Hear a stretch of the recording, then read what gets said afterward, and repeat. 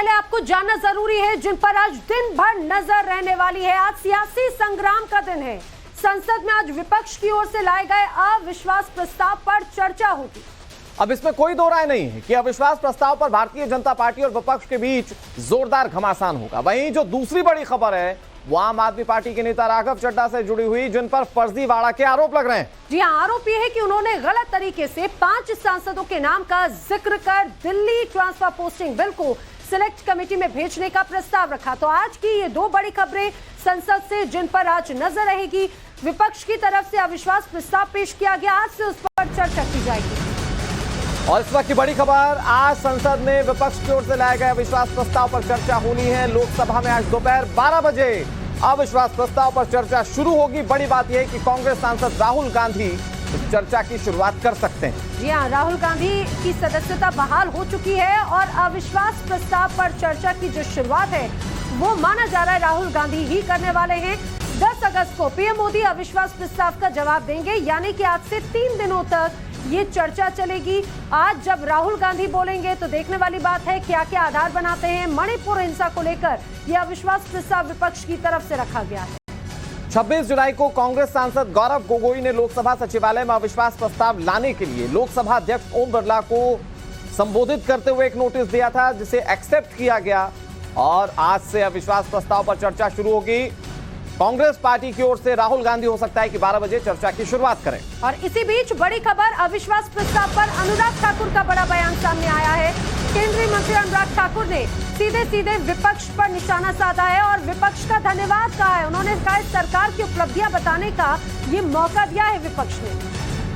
तो ये अनुराग ठाकुर की ओर से बड़ी बात कही गई। उन्होंने पहले तो विपक्ष को धन्यवाद कहा, दूसरी तरफ वो कह रहे हैं कि इससे सरकार की उपलब्धियां सदन में बताने का हमें मौका मिलेगा। क्या कह रहे हैं अनुराग ठाकुर, सुनिए सर। अंदर गलत जानकारी देकर सदन को गुमराह कर रहे थे, ये अपने आप में दिखाता है कि किस तरह से किसी भी स्तर तक गिरने का काम ये लोग करते हैं, जो चिंताजनक है। जहां तक आप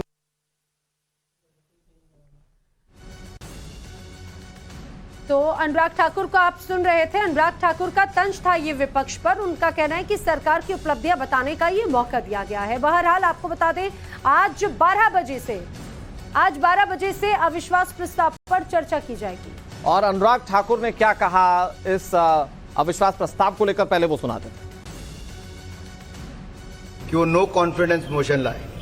कम से कम चर्चा तो होगी, कम से कम हमें अवसर मिलेगा कि हम बता सके देश को कि 9 वर्षों में मोदी जी के नेतृत्व में देश कैसे आगे बढ़ा है, देश के गरीबों का कल्याण कैसे हुआ है।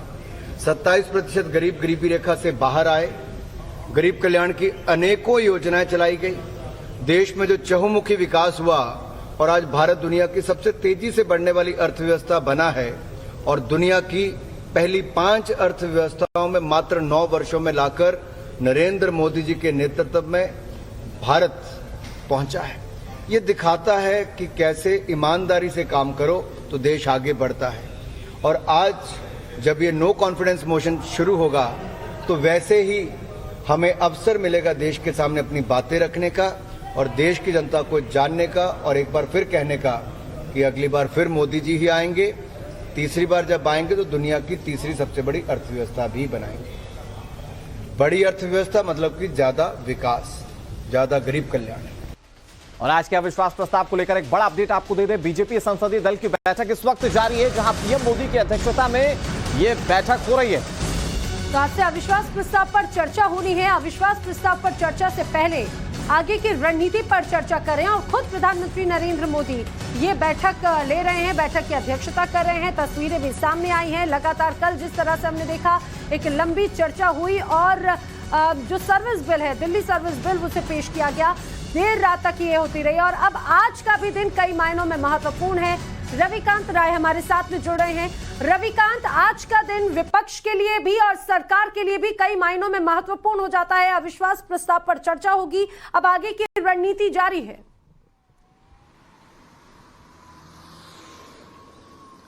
देखिए, इस वक्त पार्लियामेंट की लाइब्रेरी बिल्डिंग में पार्लियामेंट्री पार्टी की बैठक चल रही है, जिसमें प्रधानमंत्री नरेंद्र मोदी खुद मौजूद हैं। ये बैठक इसलिए भी अहम है क्योंकि 12 बजे लोकसभा में नो कॉन्फिडेंस मोशन पर चर्चा होगी। अगर स्ट्रेंथ की बात करें तो सबसे ज्यादा टाइम का जो अलॉटमेंट किया गया है वो बीजेपी को, क्योंकि उसके सांसदों की संख्या सबसे ज्यादा है। और ये नो कॉन्फिडेंस मोशन ऑपोजिशन भी जानता है कि इसमें वो सरकार को गिरा नहीं सकता, क्योंकि लोकसभा में उसके पास 333 का स्ट्रेंथ है। इसलिए जो भाषण होंगे वो प्योर पॉलिटिकल होंगे और हर पॉलिटिकल पार्टी अपना स्कोर गेन करना चाहेगी। जैसा आपसे कुछ ही देर पहले अनुराग ठाकुर ने कहा कि कम से कम चर्चा होगी तो हमें ये बताने का मौका मिलेगा कि हमने क्या कुछ किया। लेकिन जो 20 वक्ता हैं भारतीय जनता पार्टी की तरफ से वो तय कर लिए गए हैं। उसमें ज्यादातर जो पोल बाउंड स्टेट है वहां के स्पीकर को बोलने का मौका दिया जाएगा। और अपोजिशन की तरफ से गौरव गोगोई ने स्पीकर को लिखा है कि मैक्सिमम टाइम जो है वो राहुल गांधी को कांग्रेस पार्टी की तरफ से अलॉट किया जाए।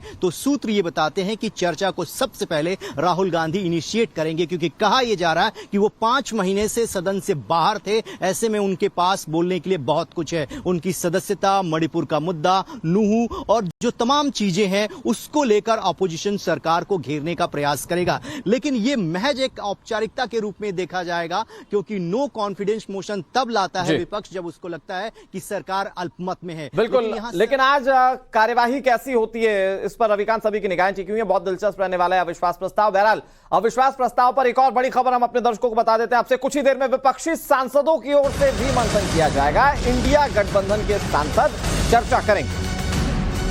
एक तरफ सरकार रणनीति तैयार कर रही है अविश्वास प्रस्ताव और आज सदन में विपक्ष की तमाम हमलों का किस तरह से ये कहा जाए पलटवार करना है। दूसरी तरफ इंडिया गठबंधन के सांसद भी आज एक अहम बैठक करने वाले हैं। अविश्वास प्रस्ताव पर आगे की रणनीति जरूर बनाई जाएगी, कही जा सकती है। और 12 बजे से आज अविश्वास प्रस्ताव पर चर्चा होनी है। और राजनीति के जानकार मानते हैं कि सोच समझकर बहुत प्लान्ड तरीके से अविश्वास प्रस्ताव लाया गया है, तो विपक्ष अपनी तमाम तैयारियों को धार देने की कोशिश इस बैठक से कर रहा है। हमारे साथ रविकांत लगातार जुड़े हुए। रविकांत, एक तरफ सरकार की ओर से रणनीति बनाई जा रही है आज के अविश्वास प्रस्ताव को लेकर, तो दूसरी तरफ विपक्ष भी अपनी तैयारियां कर रहा है और बैठक फिलहाल चल रही है।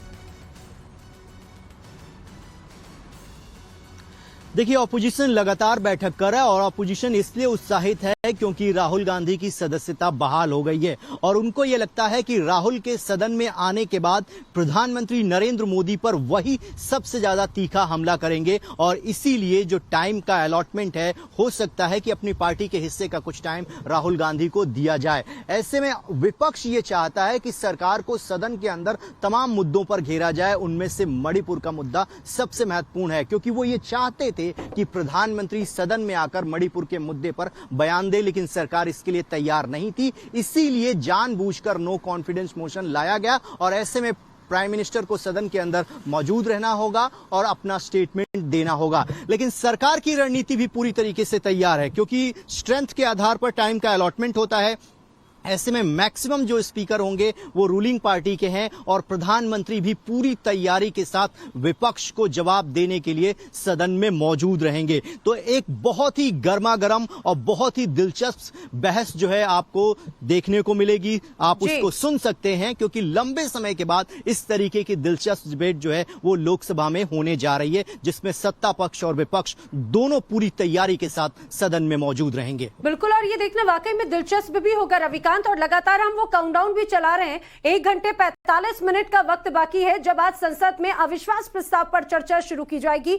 आपसे लगातार अपडेट लेंगे। फिलहाल जानकारी के लिए आपका शुक्रिया। लेकिन कुल मिलाकर अनुराग, जो अभी पिछले कुछ दिनों से हम लगातार हैपनिंग्स देख रहे हैं, खासतौर से कल बिल पास हुआ तब भी जमकर हमने जो एक अलग अंदाज वहां पर तस्वीर थी वो नजर आई। अब आज का दिन भी बहुत इंटरेस्टिंग है। बिल्कुल, और आज अविश्वास प्रस्ताव में कौन कौन से मुद्दों को शामिल करता है विपक्ष, ये देखने वाली बात है। क्योंकि यहां पर नंबर्स की बात की जाए तो नंबर्स तो भारतीय जनता पार्टी की सरकार के पास पूर्णतया मौजूद हैं, लेकिन दूसरी तरफ क्योंकि शशि थरूर इससे पहले कह चुके हैं कि हम अपने तरीके से पुरजोर घेरने की कोशिश करेंगे, तो मुद्दे कौन से शामिल किए जाते हैं, अंदाज क्या होता है। और राहुल गांधी चूंकि सदस्यता बहाल होने के बाद एक बार फिर से आज संसद में बोलेंगे, तो संसद में वो क्या बोलते हैं। और 2024 के लिहाज से भी नैना कहा जा रहा है कि यहां पर ये एजेंडा सेटर होगा। एक तरफ विपक्ष का जो इंडिया है उसकी स्ट्रेंथ देखने को मिलेगी, तो दूसरी तरफ सरकार की तैयारियां भी आज सदन के अंदर नजर आ सकती हैं।